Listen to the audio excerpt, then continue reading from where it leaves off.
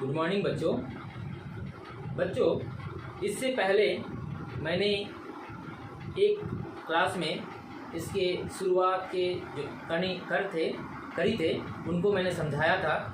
आज मैं दूसरा क्लास लेने जा रहा हूँ जिसकी आगे की पैराग्राफ्स को मैं एक्सप्लेन करूँगा। तो इससे पहले का कुछ संदर्भ में दोहराना चाहता हूँ कि जैसे यह जो पाठ है चिकित्सा का चक्कर है ना, चिकित्सा का चक्कर जो पाठ है वह स्वयं बेढब बनारसी जी जो लेखक हैं उनके द्वारा उनके जो अपना एक्सपीरियंस है उसको उन्होंने इसके माध्यम से हमें बताना चाहते हैं कि आजकल के जो चिकित्सा का चक्कर है उसमें एक पेशेंट को, एक रोगी को किस प्रकार उसे भुगतना पड़ता है। एक प्रकार से तो वह रोग से ग्रसित होता ही है, साथ में उस रोग के होते हुए भी उसे तरह तरह के जुल्म, जिसे हम जुल्म या सितम कह सकते हैं, उसको झेलना पड़ता है ना। उस बीमारी जो रोगी होता है उसको तो झेलना पड़ता ही है, साथ में जो उसके कोई रिश्तेदार या उसके भाई या पिता जो होते हैं उनको भी उस कठिनाइयों का सामना करना पड़ता है। तो इसमें पहले देखा कि बेढब बनारसी जी सोच रहे थे कि काश वे भी कभी बीमार पड़ते तो उन्हें लोग देखने आते, कुछ साथ में लेकर आते खाने के लिए, तरह तरह के लोग दूर दूर से आते, कुछ सांत्वना देते, उनका हालचाल पूछते। पर यह सोचते सोचते अचानक से एक दिन वे बीमार पड़ जाते हैं। वे अभी हम पढ़ेंगे कि वे जब हॉकी खेल कर आए तो आकर वे हॉकी के खेल में ही जो रिफ्रेशमेंट मिला था उसे खाने के, उसके बावजूद वे घर आकर 12 पूरियाँ, आध पाव मलाई और 6 रसगुल्ले खा लिए थे। उसके बाद वे अपने बिस्तर में जाकर, यानी चारपाई बिस्तर में जाकर वे सो गए। एकाएक 3 बजे, यानी 1 2 तीसरा पैराग्राफ। एकाएक 3 बजे रात को नींद खुली। जब लेखक बेढब बनारसी जी रात को सो गए थे तब एकाएक रात के 3 बजे, यानी सुबह के 3 बजे उनका नींद खुला। नाभि के नीचे दाहिनी ओर पेट में मालूम पड़ता था कोई बड़ी बड़ी सुइयां लेकर कोंच रहा है। जब एकाएक 3 बजे उनकी आंखें खुली तो उनके नाभि, यानी जो नाभि होता है, नाभि के ठीक नीचे दाहिनी ओर पेट में ऐसा मालूम होता था कि मानो कोई बड़ा बड़ा सुई, यानी कांटा कोई चुभो रहा है ना, सुइयां लेकर कोई कोंच रहा है।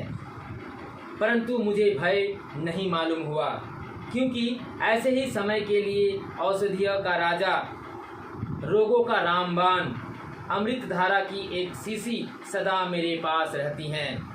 वे कह रहे, कौन? लेखक बेढब बनारसी जी कह रहे हैं कि भले ही मेरे नाभि के नीचे दाहिनी ओर पेट में दर्द का महसूस हो रहा था, बड़े बड़े सुइयों के गोथे जाने का अनुभव हो रहा था, लेकिन उससे मैं घबराने वाला नहीं था। क्यों घबरा नहीं रहे थे? क्योंकि उनके पास क्या थे?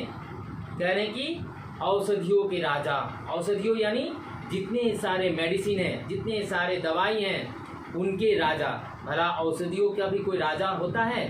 तो कह रहे हैं कि वे व्यंग के रूप में कह रहे हैं कि औषधियों के राजा है ना, जो मेडिसिन होते हैं उनके भी राजा उनके पास हैं, जिनको कहते हैं रोगों का रामबाण। रोग यानी बीमार का रामबाण क्या है कि तुरंत असर करने वाला या तुरंत आराम पैदा करने वाला औषध, यानी जितने सारे प्रॉब्लम्स या बीमारी जो होते हैं हमारे शरीर में, उससे तुरंत छुटकारा पाने के लिए जो दवाई होती है उसे वे रामबाण के साथ तुलना करते हैं कि मेरे पास क्या है? रोगों के रामबाण। वे कैसे हैं? अमृत की तरह। अमृत की एक शीशी सदा उनके पास, किनके पास? लेखक बेढब बनारसी जी के पास वे शीशी यानी एक बोतल उनके पास हमेशा रहता था कि अक्सर कभी कभी किसी के घर में, हमारे घर पे भी, आप लोगों के घर पे भी होता है ना कि कुछ कुछ घरेलू दवाइयाँ या एलोपैथी हो, वे हम घर पर एडवांस रखा करते हैं, ताकि अचानक से अगर किसी के पेट में या किसी के सर पर, किसी के आय में, किसी के कमर में, किसी के पैरों में, किसी के हाथ में कुछ कट छूट जाए या बीमार पड़ जाए या दर्द किसी तरह का महसूस हो, तो हम लोग कुछ दवाइयाँ घर पर रखते हैं। डिसेंट्री हो, है ना, जो भी है, लूज मोशन वगैरह, उसके लिए हम दवाइयाँ घर पर रखते हैं। तो वैसे ही लेखक बेडब बनारसी जी भी अपने घर पर एक रामबाण रूप में एक शीशी वे हमेशा अपने पास रखा करते थे। मैंने तुरंत उसकी कुछ बूंदे पान की। उन्होंने क्या किया, उस शीशी के ढक्कन को यानी कैप को खोलते हुए उन्होंने कुछ बूंद अपने मुंह में लेकर गिर लिए, पी लिए।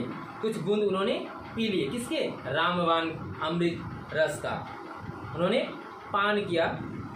दोबारा दवाई पी, एक बार पिया नहीं कमा, आराम नहीं मिला। दोबारा पिया, तब भी आराम नहीं मिला। तीसरी बार भी उन्होंने उस रामबाण रूपी अमृत रस का पान किया, लेकिन उसमें भी उनको आराम नहीं मिल पाया। पित्वा पुनः पित्वा की सार्थकता उसी समय मुझे मालूम हुई। कहने की पित्वा यानी उनकी जो पत्नी थी, धर्मपत्नी, जिनको श्रीमती कहा जाता है, वे रात को बार बार कहती हैं कि पियो और थोड़ा पी लो, और एक बार पी लो, और एक बार पी लो। कहते कहते वे एक बार नहीं, दो बार नहीं, तीन बार नहीं, 4, 5, मानो 10 बार वे उस दवाई का सेवन कर चुके थे, पी लिए थे, लेकिन बीमारी जाने का नाम ही नहीं ले रहा था। यानी वह पेट का जो दर्द, कहाँ दर्द उठा था, नाभि के नीचे दाहिनी ओर जो पेट का दर्द उठा था, वे कमने का नाम ही नहीं ले रहा था। प्रातःकाल होते होते शीशी समाप्त हो गई। कह रहे कि उनके पास जो एक शीशी रामबाण रूपी अमृत दवाई थी, वह पीते पीते रात के 3 बजे से वे पीते पीते सुबह तक वे खत्म हो गए। शीशी, वह दवाई का शीशी जो था वे खत्म हो गए, पूरे खाली पड़ गए, लेकिन बीमारी खत्म होने का नाम ही नहीं ले रहा था। दर्द में किसी प्रकार की कमी न हुई, लेकिन उसके दर्द जो था वह उसमें कोई कमी नहीं पड़ी। प्रातःकाल एक डॉक्टर के यहाँ आदमी भेजना पड़ा। कहने की पहले तो वे कह रहे थे कि यह रामबाण है, अमृत रसधारा है, जिसको पीते ही किसी प्रकार का दर्द पल भर में गायब हो जाते हैं, पल भर में वे लुप्त हो जाते हैं। लेकिन वह दवाई का शीशी, थोड़ा क्या पूरा शीशी पी लेने के बाद उनका दर्द ठीक न हो पाया। तब जाकर सुबह प्रातःकाल यानी सवेरे सवेरे किसी एक व्यक्ति को डॉक्टर के पास भेजना पड़ा, यानी किसी डॉक्टर को बुलावा देने के लिए एक को जाना पड़ा, भेजना पड़ा। डॉक्टर साहब सरकारी अस्पताल के थे। यानी कि जिस डॉक्टर को बुलाया गया था वे डॉक्टर यानी चिकित्सक, वे डॉक्टर को हिंदी में कहते हैं चिकित्सक, ओके। तो डॉक्टर को, वे डॉक्टर जिनको बुलाया गया वे कहाँ काम करते थे, सरकारी अस्पताल यानी गवर्नमेंट मेडिकल, है ना, हॉस्पिटल जिसमें वे कार्यरत थे, उनको बुलाया गया। वे एक इक्के पर तशरीफ लाए। इक्के, वे कहने कि वे कौन, डॉक्टर साहब एक इक्के यानी तांगा। तांगा किसे कहते हैं, यानी घोड़ा गाड़ी, यानी 1 या 2 घोड़े सामने बांधे जाते हैं गाड़ी के, और लोहे का पहिया या फिर लकड़ी का पहिया से बनाया गया जो टांगा होता है, वैसे टांगा या घोड़े का गाड़ी कहते हैं। उस पर वे आए थे, पधारे यानी वे उसी टांगे पर चलकर यानी इक्के पर चल के वे वहाँ पर पहुँचे। तशरीफ लाए यानी वे आए, अपना जो दवाई का डब्बा वगैरह लेकर वे आए। सूट तो वे ऐसा पहने हुए थे कि मालूम पड़ता था प्रिंस ऑफ वेल्स के बेलेटो में हैं। कहने की सूट, वे जो डॉक्टर या चिकित्सक जिसको बुलाया गया था सरकारी हॉस्पिटल से, उनको देखकर ऐसा मालूम हो रहा था, उनका सूट यानी जो नीचे का सूट होता है उसको देखकर ऐसा मालूम हो रहा था कि मानो वे प्रिंस ऑफ वेल्स के बैलेटो में हैं, यानी किसी बड़े हॉस्पिटल के वे बहुत प्रशिक्षित डॉक्टर, नामी दामी डॉक्टर मानो वे आए हैं। ऐसे सूट वाले का इक्के पर आना वैसा ही मालूम हुआ जैसा लीडरों का मोटर छोड़कर पैदल चलना।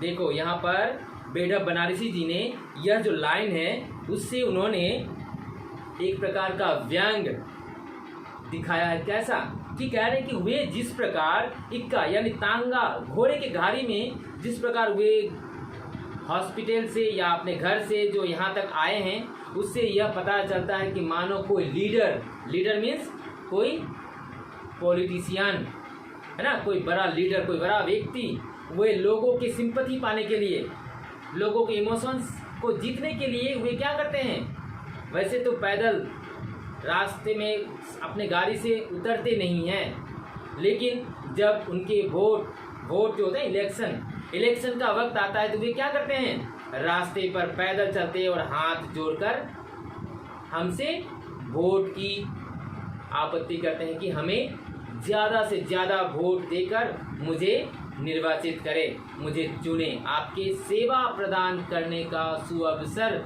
प्रदान करें, है ना। वे क्या करते हैं, उसे पाने के लिए यानी उनकी सिंपैथी पाने के लिए, उनका वोट पाने के लिए वे दिखावा करते हैं कि मैं इतने बड़े मंत्री होकर आप लोगों की यह फुटपाथ में मैं चल के पैदल से वो भी आप लोगों के पास वोट का आशा रखता हूँ। लेकिन लोग तो कहते हैं कि चलो मंत्री साहब बहुत अच्छे हैं, हमारी रखवाली करेंगे, हमारी देखभाल करेंगे, बहुत बड़े बड़े भाषण भी देते हैं, लेक्चर देते हैं कि मैं यहाँ पर सड़क बनवा दूंगा, पक्के का सड़क, यहाँ घर घर में लैट्रिन दे दूंगा, पायखाना, या घर घर पानी पीने का बंदोबस्त कर दूंगा, नौकरी दूंगा, हर तरह की सुख सुविधाएं दूंगा। लेकिन जैसे ही उनको वोट मिलने के बाद वे मंत्री पद पर निर्वाचित हो जाते हैं, तैसे ही वे उस गांव को, उस शहर को, उस नगर को, उस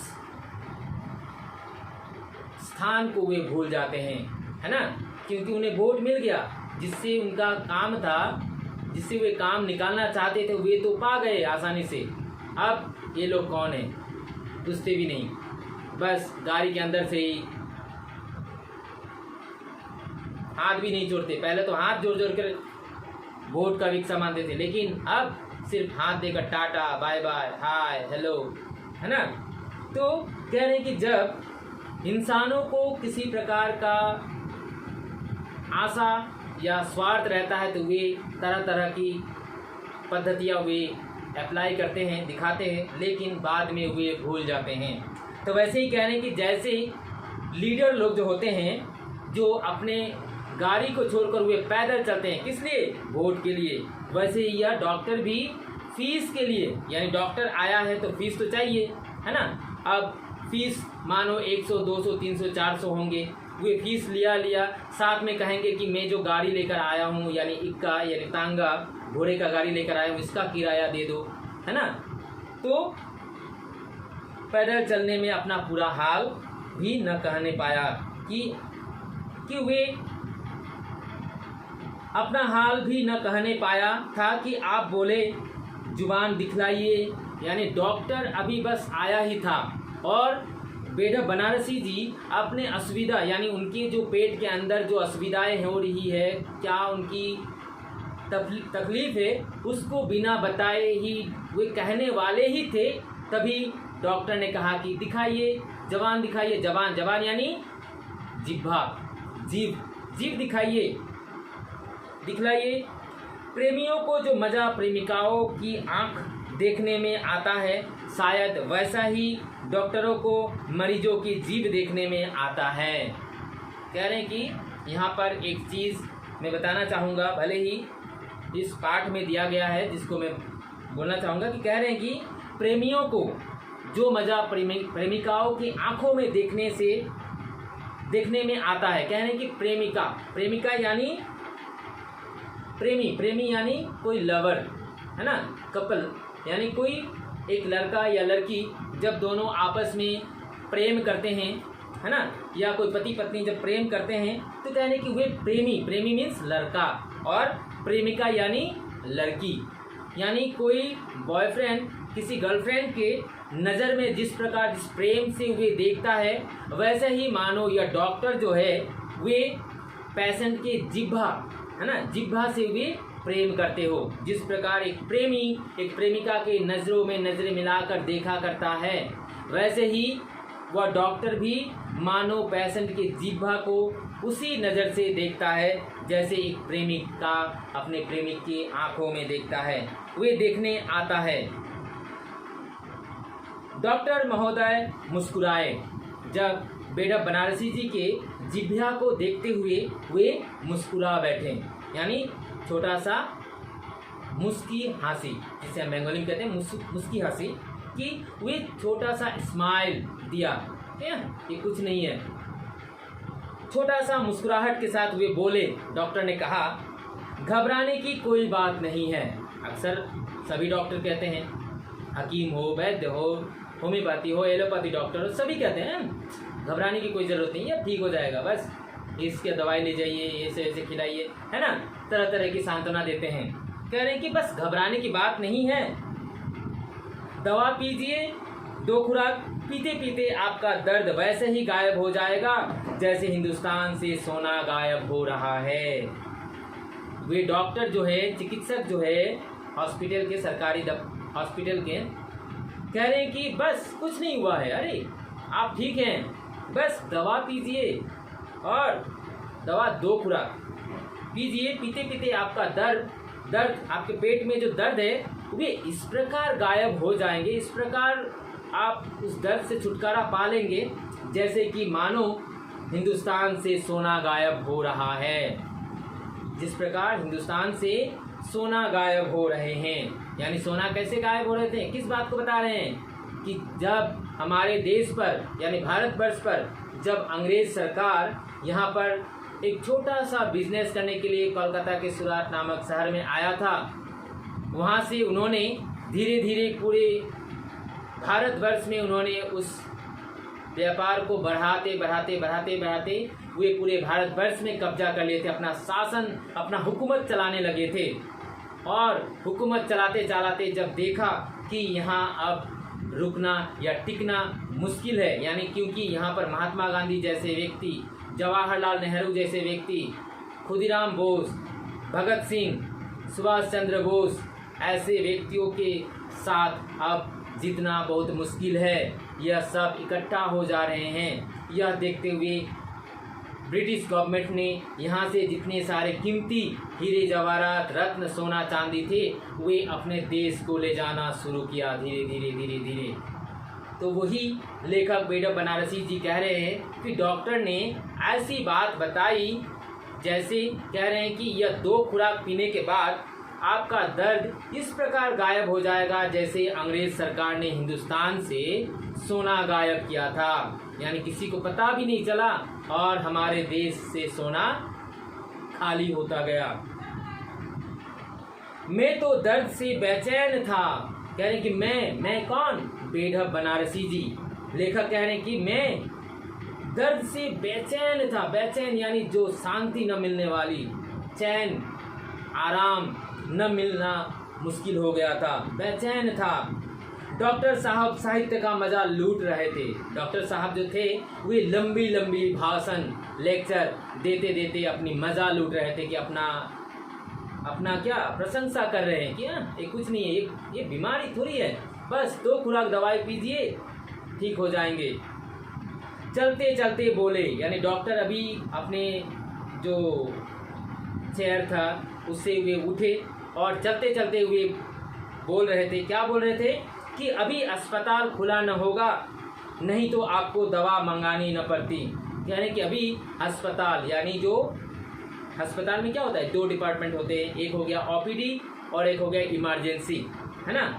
तो कह रहे हैं कि ओपीडी जो है वो भी दिन को खुले रहते हैं, यानी out, OPD means out patient department, यानी जहाँ पर बाहर के जो बीमारी या जो बीमार पड़े हुए लोग होते हैं वे दिखाने के लिए, अपने ट्रीटमेंट करवाने के लिए आते हैं आउट पेशेंट डिपार्टमेंट, यानी वहाँ के बाहर के बीमारी लोग आते हैं। और एक हो गया इमरजेंसी, यानी ओपीडी बंद होने के बाद रात यानी दिन के 2 बजे के बाद जो इमरजेंसी खुले होते हैं, यानी किसी का एक्सीडेंट हो, कोई मर्डर का केस हो या जो भी है, वे सारे इमरजेंसी में आते हैं, यानी जो तुरंत है ना आपातकालीन जिसे कहते हैं इमरजेंसी। आपातकालीन अगर कोई असुविधा हो, कोई बीमार पड़ जाता है तो उसे इमरजेंसी में ट्रीटमेंट करवाया जाता है। उनका अलग अलग समय होता है, जैसे कि हमारे यहाँ जो हॉस्पिटल है उसमें सुबह 8 बजे से 2 बजे तक ओपीडी जो मैंने कहा था आउट पेशेंट डिपार्टमेंट जो खुले रहते हैं, फिर 2 बजे के बाद आउट पेशेंट डिपार्टमेंट का गेट क्लोज हो जाता है, फिर वे 2 बजे से इमरजेंसी खुल जाते हैं। तो वैसे ही डॉक्टर साहब कह रहे हैं कि लंबी लंबी लेक्चर, अपने किताबी कीड़ा जो होने के कारण भी लंबी लंबी लेक्चर वगैरह दे रहे हैं। क्या कह रहे हैं कि अभी अस्पताल खुला नहीं है, नहीं तो मैं फ्री में दवाइयाँ दे देता। ऐसा उनका कहने का उद्देश्य है कि अभी अस्पताल खुला नहीं है, नहीं तो मैं फ्री में दवाइयाँ दे देता, पर आपको दवाइयाँ मंगानी पड़ेगी क्योंकि हॉस्पिटल बंद हैं। वहाँ की जो मेडिसिन का काउंटर है जो फ्री में मिलता है वे अभी बंद है, इसलिए आपको बाहर की मेडिसिन के दुकान से खरीदना पड़ेगा, मंगानी पड़ेगी। खैर यानी छोड़िए, चंद्रकला फार्मेसी से दवा मंगवा लीजिएगा। देखो यहाँ पर जिस दुकान से आपको दवाइयाँ खरीदनी है उस दुकान का नाम भी यहाँ पर मेंशन किया गया है कि कौन सी दवाई का दुकान, इसको अंडरलाइन कर लो। दवाई की दुकान का नाम क्या है? चंद्रकला, चंद्रकला फार्मेसी, है ना। तो कह रहे हैं कि चंद्रकला फार्मेसी से आपको यह सारी दवाइयाँ मिल जाएंगी, ले आइएगा। वहाँ दवाइयाँ ताज़ी मिलती हैं। भला दवाइयों में ताज़ी और बासी होते हैं क्या? नहीं ना, उसमें एक्सपायरी डेट होते हैं। वह एक्सपायरी डेट तो मेडिसिन वाले, कोई भी मेडिसिन की दुकान हो, वे एक्सपायरी डेट से पहले वे अपने अपने जो डीलर होते हैं उनको वे भेज देते हैं, रिटर्न कर देते हैं। तो कह रहे हैं कि वहाँ दवाइयाँ ताज़ी मिलती है। वे कोई सब्जी तो है नहीं जो ताज़ी ताज़ी सब्जियाँ मिलेंगे, जो कल जाओगे तो ये सब्जी खराब हो जाएंगे, है ना। यह तो दवाइयाँ हैं, दवाइयाँ भला कोई ताज़ी और ख़राब होते हैं क्या? बोतल में पानी गर्म करके सेकिएगा। कह रहे हैं कि दवाइयाँ लेंगे ही, साथ में क्या करना पड़ेगा? बोतल, यानी एक बड़ा सा बोतल लेंगे जिसमें गर्म पानी उसमें डालकर उससे सेकिएगा। सेकिएगा यानी वे गर्म पानी से वहाँ पर धीरे धीरे सहलाइएगा, उसको सेकना। जैसे हम लोग ठंडे के मौसम में क्या करते हैं, अपने हाथ वगैरह सेकते हैं ना, इसलिए ठंडे से आराम पाने के लिए, गर्मी पाने के लिए।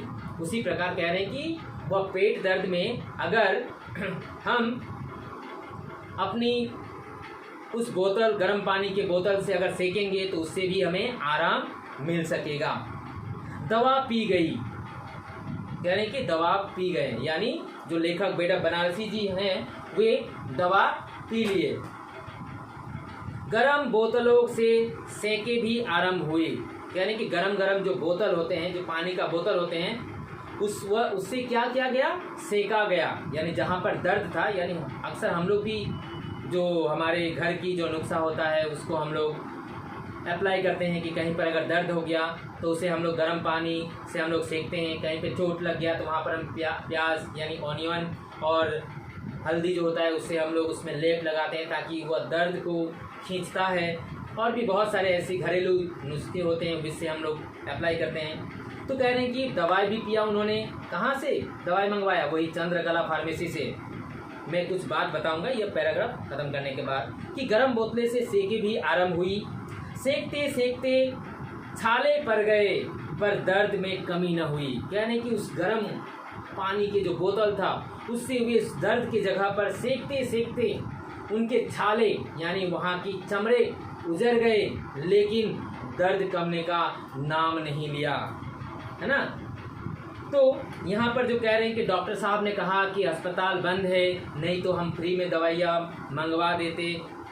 तो आप कहाँ दवाइयाँ मिलेंगी, ताज़ी ताज़ी दवाइयाँ कहाँ मिलेंगी? उस फार्मेसी का नाम भी मेंशन करते हैं कि चंद्रकला फार्मेसी। यहाँ पर लेखक यह बताना चाहते हैं कि जैसे कि हम लोग किसी प्राइवेट डॉक्टर के पास जाते हैं, यानी हम जो किसी गवर्नमेंट हॉस्पिटल में जाते हैं तो वहाँ पर ट्रीटमेंट उतनी सुविधा नहीं मिलती है ना। बस किसी तरह देख दाख कर लंबी लंबी पर्चियाँ लिख देते हैं कि हाँ यह सारे दवाइयाँ ले लो और 1 सप्ताह बाद या 1 महीने बाद दोबारा आना, ऐसे लिख देते हैं ना। लेकिन हम जब किसी प्राइवेट डॉक्टर के पास जाते हैं है ना, उनके चैम्बर में, तो जाने के बाद वे अच्छी तरीके से उसी डॉक्टर के पास जो आपने हॉस्पिटल में दिखाया, उसी डॉक्टर को जो हॉस्पिटल में जो फैसिलिटीज़ आपको नहीं मिला, अगर हम या आप किसी प्राइवेट हॉस्पिटल में जाते हैं तो क्या देखते हैं कि वे अच्छी तरह से उनका इलाज करते हैं, ट्रीटमेंट करते हैं, है ना। पहले आँखों को देखते हैं कि आँख दिखाओ, आँख देखते हैं, फिर क्या करते हैं, जिह्वा दिखाओ, जीभ दिखाते हैं, फिर हमारे नार्व्स को ऐसे टोकते हैं, छू कर देखते हैं, फिर हमारे पेट को ऐसे ऐसे दबाते हैं, फिर हमारे और भी तरह तरह के सवाल हमें पूछा जाता है। फिर हमें एक प्रेस्क्रिप्शन लिखा जाता है, पर्ची, जिसमें लिखा जाता है कि आपको ये टेस्ट करवाना पड़ेगा, sonography, ECG, blood test, urine test और भी फलना बहुत सारे टेस्ट लिख देंगे। अब आपको टेस्ट करवाना होगा तो बोलेंगे कि आपको अमुक डायग्नोस्टिक सेंटर, यानी किसी नाम में यहाँ पर मेंशन नहीं करूँगा, बहुत सारे नाम हैं, तो वे क्या करते हैं, क्या भेज देते हैं कि अमुक डायग्नोस्टिक सेंटर में आप चले जाओ, वहाँ इसका एग्ज़ाम यानी परीक्षा टेस्ट करवा के लाओ, रिपोर्ट देखूंगा, उसके बाद मैं दवाइयाँ लिखूंगा। अब आपको दोबारा आना ही पड़ेगा। दवाई अगर अभी लिख देंगे तो आप तो टेस्ट भी नहीं करवाएंगे, उसी दवा खाकर आप ठीक भी हो सकते हैं। तो वे पहले टेस्ट लिखते हैं कि यह टेस्ट करवा के लाओ, लंबा सा लिस्ट जमा दे देते हैं। भले ही आप अपना ज़मीन बेच दो, भले ही आप अपना बैंक अकाउंट ख़त्म कर दो, है ना। तो हम जब वहाँ से जिस डायग्नोस्टिक सेंटर में जाते हैं, वहाँ डॉक्टर को तो हमने फीस दे दिया, 100, 200, 300, 400, 500 जितना भी हो उतना तो वहाँ फीस दे ही दिया। फिर हम लोग जब उसी डायग्नोस्टिक सेंटर में पहुँचते हैं जहाँ डॉक्टर ने बताया कि दूसरी जगह पे मत करवाइएगा, है ना, वहीं पे करवाना, क्योंकि वहाँ का रिपोर्ट अच्छा होता है। अगर आपने वहाँ नहीं करवा के किसी दूसरे डायग्नोस्टिक सेंटर, वो भी अच्छा ही डायग्नोस्टिक सेंटर है, वहाँ पे आपने आपका इलाज यानी टेस्ट करवाया, फिर वहाँ से जब आप रिपोर्ट लाकर डॉक्टर को दिखाएंगे तो डॉक्टर कहेगा कि नहीं, इसमें कुछ गलत है, इस रिपोर्ट क्लियर नहीं आया है, जो मैं चाहता था वह यहाँ पर नहीं है, कृपया कर मैंने जिस डायग्नोस्टिक सेंटर का एड्रेस आपको दिया था उसको आप उसमें टेस्ट करवाओ। तो वे क्या करता है, उसी डायग्नोस्टिक सेंटर में जाता है, जाने के बाद फिर से वह टेस्ट करवाता है, लंबा सा बिल निकलता है। क्यों वह उस डायग्नोस्टिक सेंटर में करवाने के लिए बोलता है, क्योंकि वहाँ से उसको एक परसेंटेज मिलता है, उसको कमीशन, है ना। फिर आप वहाँ से करवा के डॉक्टर के पास आए, देखने के बाद बोला हाँ अब ठीक है, दवाई का लिस्ट लिख दिया। लिखने के बाद वे क्या करते हैं, दवाइयाँ लिखा, तो अब वे भी बोलेंगे कि जैसे यहाँ पर बोल रहे हैं कि चंद्रकला फार्मेसी, यानी फार्मेसी में जब आप दवाइयाँ लेने जाएंगे तब यहाँ पर एक दवाई का क्वांटिटी लिख देता है कि 30, 40, 60, 100 ऐसा क्वांटिटी लिख देते हैं, दे देते हैं, तो आपको खरीदना पड़ेगा। वहाँ से भी जो आपने 1000 का दवाई खरीदा उसमें से भी उसका कमीशन रहता है, डॉक्टर को मिलता है। इसलिए प्राइवेट डॉक्टर क्या करते हैं, वे अपने कमीशन के लिए वे लंबे से टेस्ट, लंबा सा दवाई का लिस्ट, यह सारे, और कहाँ आपको वे टेस्ट करवाना है, कहाँ आपको वे दवाइयाँ लेनी है, वे सारे डॉक्टर को पहले से ही बताया जाता है, ताकि वे वहाँ भेजेंगे। तो यह सारे दवाइयाँ लेने के बावजूद, उनकी गर्म पानी के सेकने के बावजूद उनका दर्द में कोई कमी नहीं आया। तो बच्चों, इसके बाद का जो पैराग्राफ है वे मैं नेक्स्ट क्लास में समझाऊंगा। इसको अच्छे से देखना, सुनना और समझना।